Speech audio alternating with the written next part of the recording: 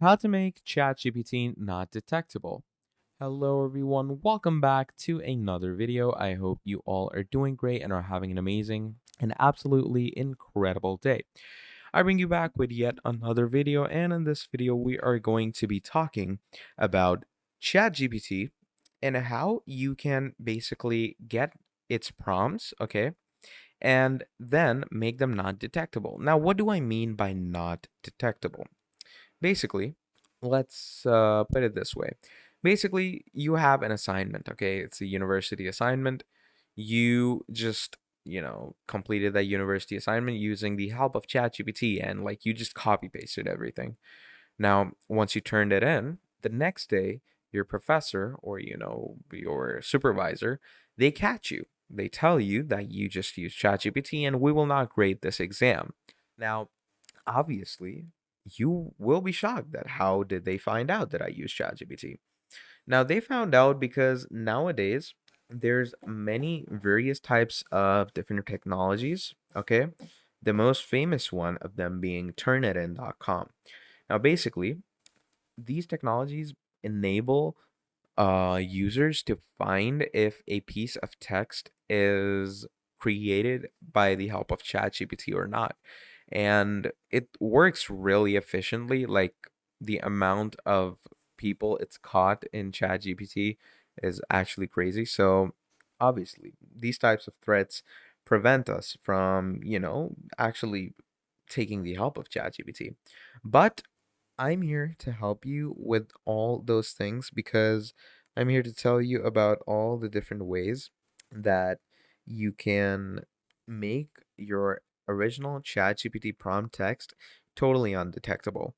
Now, there's obviously 2 to 3 ways, okay?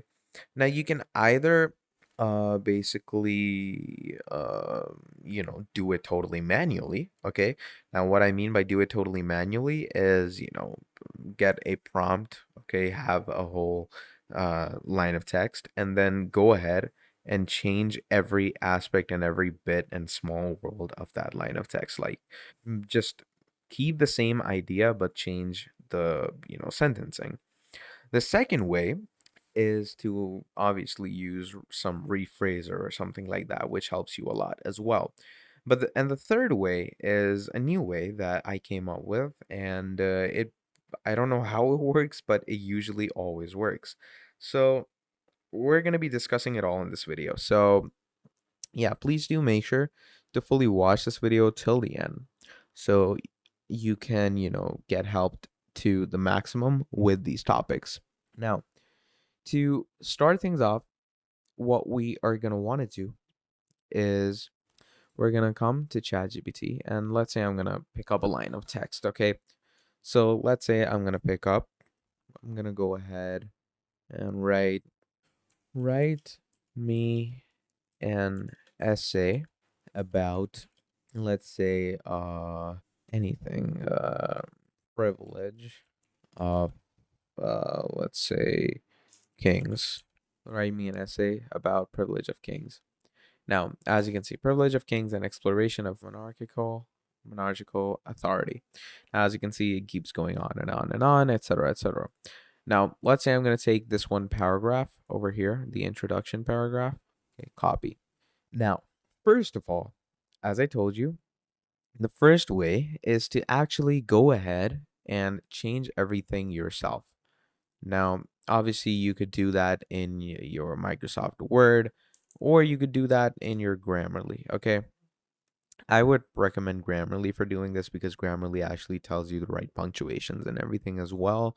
It has a good writing AI that you can follow, and you can get the best outlook out of it. So as Grammarly loads up, yeah, here we are. So let's say I'm gonna open a new document over here.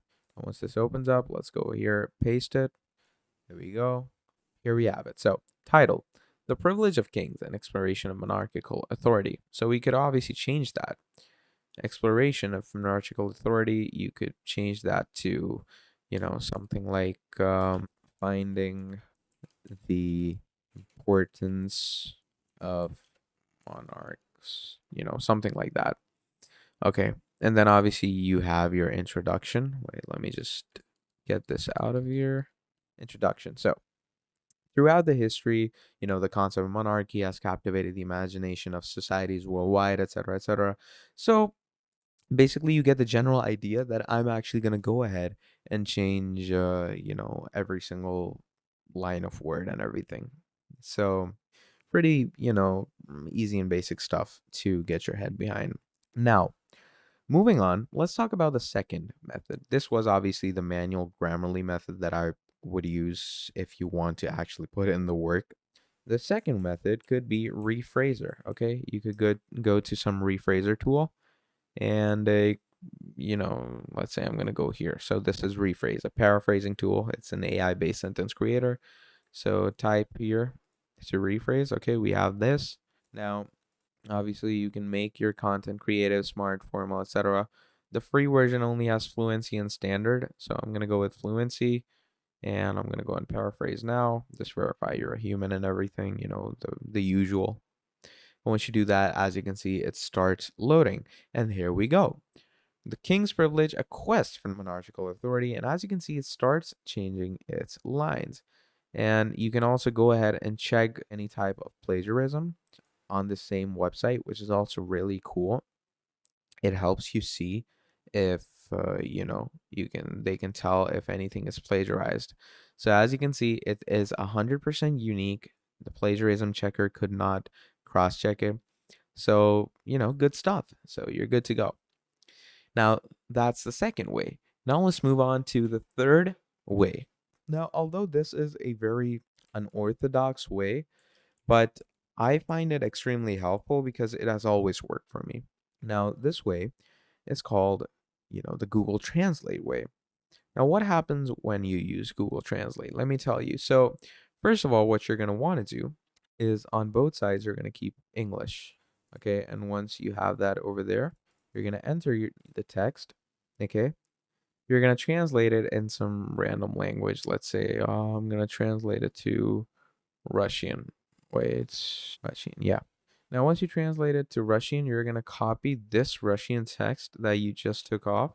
Okay, I'm going to go ahead and copy this. And now we are going to switch this up. We're going to paste this over here. And here is the cross-translated text.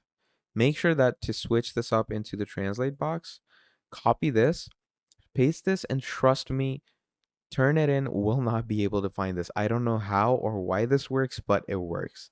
So yeah, those were the 3 ways on how you can make ChatGPT undetectable.